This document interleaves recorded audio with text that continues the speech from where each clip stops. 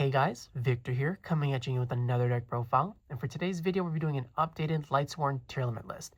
Now, as is the case with this specific version, the overall end goal is basically still the same, right?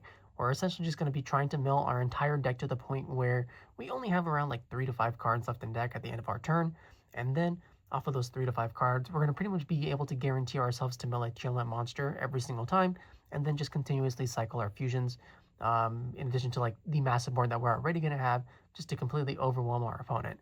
And then another main difference that I have compared to the last one is that we are going to be focusing on the Fiendsmith engine just a little bit more than usual, just because I wanted to be able to have like another form of like interaction with my opponent in the form of cards like Fiendsmith in Paradise and Fiendsmith Desiree. So with that out of the way, let's jump right into it. As always, we're going to be starting off with the monster lineup first, and the first card we're going to be talking about is Tearlaments Kashtira, who on normal or special summon is able to mill 3 cards from either player's deck, and when it's sent to the graveyard by card effect is able to mill 2 more additional cards. So in a deck like this that basically wants to have as little cards in the deck as possible, this is a great card to just allowing us to do that as consistently as possible. And then to accompany our 3 tier caches, we're just going to be playing 2 Tearlaments Reinihearts. You don't need to play 3 like you would in a pure Tearlament deck, just because this isn't the main focus point, right? It's basically just there to help us enhance our plays and be able to access our tier monsters when we need them, which, I mean, it's still a tier Lightsworn deck. So we're going to need them at some point, but we don't need to access them immediately like we would in a normal Tearlament deck. And that's okay. 2 is perfectly fine in a list like this, especially because you're milling so many cards that you're going to be able to access it at some point, basically. And then for the 1 of tiers, you got the 1 of merrli, the 1 of Havnis, and the 1 of Scheiren, which are the ones that allow us to fusion summon and mill 3 if you meet the proper conditions to do it. But that's it for the tier monsters. Really simple, really straightforward stuff. We're literally just maxing out on everything except for Reiniheart. Then that's it for the tiers. And then for the Lightsworn portion of the deck, we're going to be playing 3 Weiss Lightsworn Archfiend. Still probably the most important card in the deck to have access to, just because it basically does everything right. As level 4 Light Fiend tuner monster, so it basically just accesses everything. It gets you access to your rank 4s, your entire Fiendsmith engine, your level 8 synchro monsters, your link 2s, and that's on top of having 2 very solid effects already, where you can reveal another Lightsworn card in your hand, put it on top of your deck, special summon this card, and then mill 2 cards. So that includes the card that you put on top, right? So if you happen to open up like a Wulf or Felis, you basically just get 2 free bodies onto the field, and then when this one is sent from deck to grave, you're able to reborn any other Lightsworn monster except for Weiss. So, yeah, I don't know. I constantly say it, and it still holds true. But whenever you're playing like a Lightsworn deck or just like a mishmash type of like strategy like this one, this is pretty much like the go-to card that you want to have access to at some point, just because it really just does do everything. That's it for that, though. And then for the other Lightsworn monsters, we're playing 2 Lightsworn dragonling. Much like Reiniheart, it's not as important to this list, so we don't really need to play 3 of it and rely heavily upon it. But if you do end up summoning it, and this card resolves, the game is basically over at that point, just because it gives you so much advantage, right? As you're going to special summon the dragonling, you're going to send something like Felis, and then that's literally just full combo from there. And then speaking of Felis, we're going to be playing 2 Felis Lightsworn Archer, as we need some kind of monster that comes back, but unlike Wulf, this one happens to be a tuner monster, which is actually extremely important for allowing us to access our level 8 synchros more consistently. And then speaking of Wulf, we're just playing the 1 Wulf because we need that additional extra body, and you know, this one just does it whenever it's milled, so yeah, it's perfectly fine. And then after that, the final portion of the Lightsworn engine that we're going to be playing is Punishment Dragon. It made its return during the last video, and it just continued to stick around, mainly for the fact that it's a dark monster that we can search out, which means that you're pretty much going to have a dark monster to be able to fuse with your Tearlament cards pretty much whenever you want, right? As long as Dragonling hits the field, this card is searchable. There we go. So as long as Dragonling hits the field, you can search this card out, and then basically off of that, even no matter what you mill, you're always going to have the necessary fodder to be able to go into your fusion summons, which is really important because you want to start cycling through cards like Mud Dragon of the Swamp and Predaplant Dracostapelia almost as soon as you possibly can, right? As those are one of the key things that we need to have access to in order to basically ensure that we never run out and we get the max value out of our Tearlament portion of the list.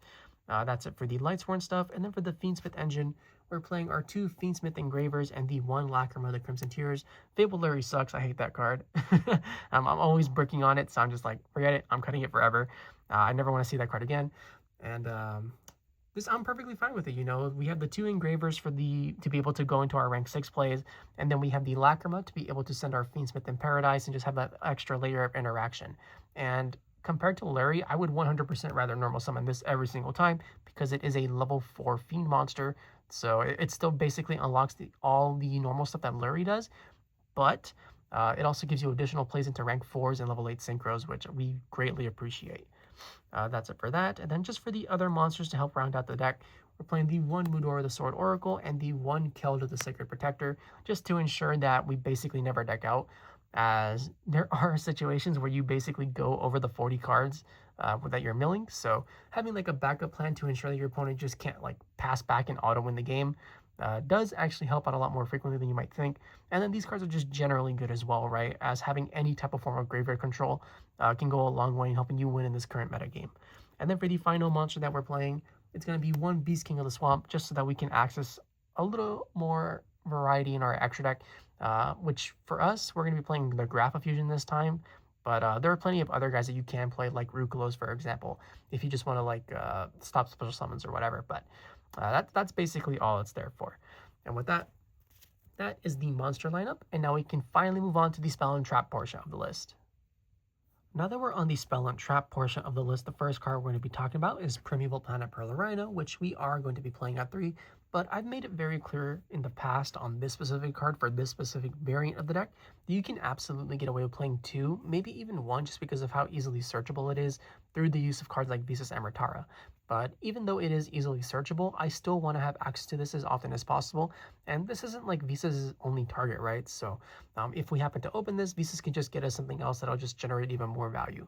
But point is, this card, it just does everything for the tier portion of the deck, as it adds any tier monster from your deck to your hand, it boosts all your tiers and fusions by 500 attack, and then whenever a tier monster gets shuffled back into the deck, you get to pop a card. So yeah, this card, kind of silly, not gonna lie. Then for the only other 3 of spell that we're playing, it's going to be 3 Tearlaments Scream. Now, I mentioned previously that you basically want to mill everything, right? And this card pretty much allows us to do that as often as possible, as whenever we or our opponent decide to normal or special summon and we control a face-up Tearlament monster, we're able to mill 3 cards. So you can mill 3 cards during your turn, and you can mill 3 cards during your opponent's turn. And then for the rest of the turn, for whatever reason, this card allows you to lower your opponent's monster's attack by 500 if this resolves, right? So it's a consistency card that also just makes it very awkward for your opponent to deal with your field, as there's basically going to be like a difference of 1,000 attack points, right? Because this is lowering by 500, and then your field spell is boosting by 500. So yeah, it becomes very difficult for your opponent to actually overcome your monsters.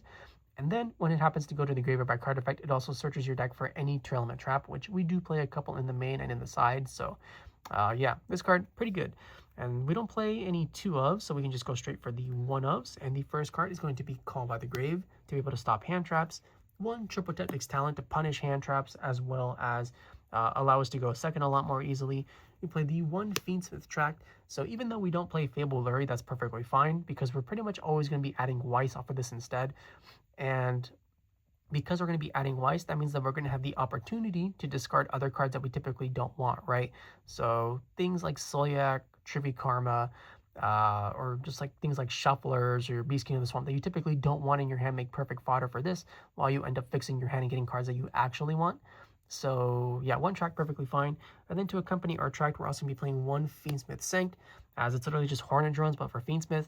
The only downside though is that it doesn't provide you with an additional light fiend monster in your graveyard, so things can get a little bit awkward depending on like what you mill, as you typically have to shuffle something back, like your Lacrima or your Fiendsmith Requiem, for example, in order to go for the rank 6 play. But it's still very much worth it, especially because this is the one that allows us to still go into our Fiendsmith engine, even if we do happen to hit by Droll, right? So that 1 Fiendsmith Sanct, perfectly fine. Then we're playing the 1 Foolish Burial to send any monster from deck to grave, and the 1 Tearlaments Grief, which allows us to special summon a Tearlament monster from our grave or our deck. And then all we have to do is send something from our side of the field to the graveyard with the same type or attribute, including the monster potentially that we just summoned. So even if you don't have like any cards in the field, right, you can still go Grief, summon Reiniheart, send Reiniheart. Reiniheart's graveyard effect will trigger to bring itself back, and it's basically like nothing ever happened. So Yeah, card pretty solid. And then when this one happens to go to the graveyard by card effect, you're able to add back a banished Tearlament trap, which you're going to be doing pretty frequently because you're going to be banishing your traps off of like your Tearlaments Kashtira when you're summoning it, right? So yeah, that's it for the spells. And then for the traps, we're going to be playing 2 Tearlaments Soliek, as this is the card that allows us to negate our opponent's monsters, and it's also another consistency card because whenever it goes to the grave, we're able to search our deck for any tier monster. We're playing the 1 Tearlaments Meta Noise to be able to Book of Moon our opponent's monsters, as well as add back our tier monsters from the graveyard whenever it's sent by card effect to the graveyard. 1 Trivy Karma, which when it's in the graveyard, we can banish it to search our deck for any card that mentions Visa Starfrost, which just so happens to be every single Tearlaments spell and trap. And then lastly, we have the 1 Fiendsmith in Paradise for our final form of interaction that we can have whenever we access our Fiendsmith engine, right? And with that, that's the main deck. Should be 40 cards like always, and then we can finally move on to the extra deck. Now that we're on the extra deck, we're going to be starting off with the Link monsters first, and the first card we're going to be talking about is Fiendsmith Requiem, just to be able to access the entire Fiendsmith engine basically off of just like one card, right? Then we're playing the 1 Fiendsmith Sequence, which admittedly we don't really go into all that often just because we'd rather keep the Desiree in the extra deck to ensure that our Fiendsmith in Paradise can actually activate and resolve.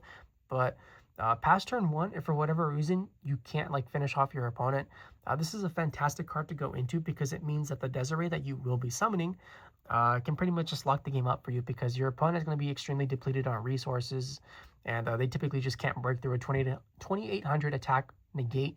They can't be targeted, right? Then lastly, we're playing the 1 SP Little Knight as a great end board piece. And even on your first turn, this card is going to get mad value because you're going to be milling so many cards from your opponent's deck as well as your own that you're basically going to be guaranteed to get something important off of the banish on summon. And then after that, like, it's just a general nuisance because it's constantly dodging cards. That's it for the links though. And then for the exceeds, we're playing 1 number 62 Garrus the Timeless, just a great consistency card, as it's either going to allow us to draw 2 and then discard a card that we don't want, or depending on how late into the turn / game it's been, we can detach 2 to reborn a monster. And if you're bringing back a card like a Fiendsmith Engraver to go full Fiendsmith combo, or bringing back a Lightsworn Dragonling to go full Lightsworn combo, things just basically get wrapped up at that point, as there's no way your opponent's going to be able to stop all the ensuing chaos. That's it for the rank 4s, and then for the rank 6s, we're playing the 1 Pilgrim Reaper to mill 5 cards from both players' decks, and the 1 DDD Wave High King Caesar, just in case we already have enough gas that we just need something to basically make the game even harder for our opponent, as this is basically just a double Solemn Warning on legs. And then that's it for the rank 6s. And then for the 1 rank 8, we're playing the 1 Zombie Vampire, as much like Pilgrim Reaper, it mills cards. However, instead of milling 5, it mills 4, and from those, I guess, like 8, because it mills 4 from your deck and your opponent's deck, you're able to special summon a monster. So it's a card that mills and then provides you with a free body to do something else with. That's it for the exceeds. And then for the synchros, we're just playing the 1 Minerva the Athenian Lightsworn to be able to go full Lightsworn combo, as you're typically going to be using 2 Lightsworn monsters to make this, which means that you get to send 2 more Lightsworn monsters, and then those 2 guys will trigger and come back and do something. And from there, you can either go for like another level 8 synchro, a link 2, rank 4, whatever. But what you're typically going to be making off of that is going to be your Visas Amritara, which searches out every single one of your Tearlaments spells and traps. So it's just like another great added consistency piece. And then after you're done making these 2, you go back into the Zombie Vampire and then mill 4 more cards. So yeah, a lot of value gets generated pretty easily, I'm not going to lie. That's it for these synchros. And then for the fusions, we're playing the 1 Necroquip Princess so that we can turn any Light Fiend into a level 6 Fiend. The 1 Fiendsmith Desiree, which, like I said earlier, we don't really care about its on-field effect. We're typically just going to be using it for the Fiendsmith in Paradise. But there are certain situations that require you to summon this card out, as, like I said, the negate that it provides you with that typically comes with being untargetable is pretty good, I'm not going to lie. Then we're also playing 1 Mud Dragon of the Swamp and 1 Predaplant Dragos Stapelia. No Garura this time just because space is incredibly tight. But by playing these 2, we can basically guarantee that we never deck out, right? As you just go into the Mud Dragon, and then you go into the Predaplant Dragos Stapelia, and then you go into the Mud Dragon, and then Stapelia, and then whatever, right? It's basically just a never-ending cycle to ensure that you never deck out. And then still just being able to like summon those cards in general means that you can basically just continuously amass advantage by like triggering your planets and popping your opponent's cards and stuff like that. So yeah, pretty cool. Then because we're playing the 1 Beastking of the Swamp, we're going to be playing 1 Grapha Dragon Overlord of Dark World. This is basically just like a pseudo negate, right? As you can take your opponent's normal spells, normal traps and monster effects and change them to your discarded card, which in a deck like this is pretty cool because that means that you're going to be able to just get rid of cards and then trigger them in the graveyard, especially if they happen to be your tier cards, right? But if you don't want to play Grapha, there's plenty of other suitable choices as well, like the aforementioned Rukolos, which is able to negate special summons, and I'm sure you can find like other cards as well. It doesn't just have to be those two. And then for the final monster that we're going to be playing, it's going to be Kaleidoheart, which is just like a phenomenal boss monster, right? On special summon, or if an aqua monster is sent from deck to graveyard, you're able to shuffle any card from your opponent's side of the field back to the deck. And then when this card goes to the graveyard by card effect, you're able to reborn it and then foolish any tier cards. So, yeah, this card, it's so cool. And with that, that's the Lightsworn Tearlament deck. I hope you guys enjoyed it. If you did, please feel free to like, comment, subscribe, and I'll catch you guys next time. See ya!